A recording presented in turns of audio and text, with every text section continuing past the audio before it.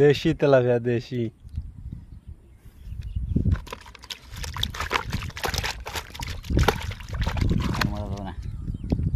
বালতি তো ভরে গেল আজকে মারতে মারতে। একার কথা নেই, এই অবস্থা। বালতি ভরিয়ে যাবে না, টুকরা আছে, ভরে যাবে না।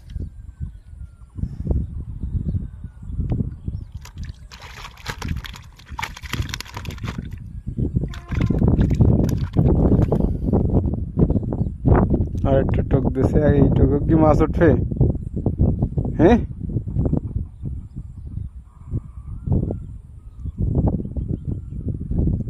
এই যে আরেকটা ইট হয়েছে, বড় একটা ইট লাল হয়ে গেছে আর মাছ।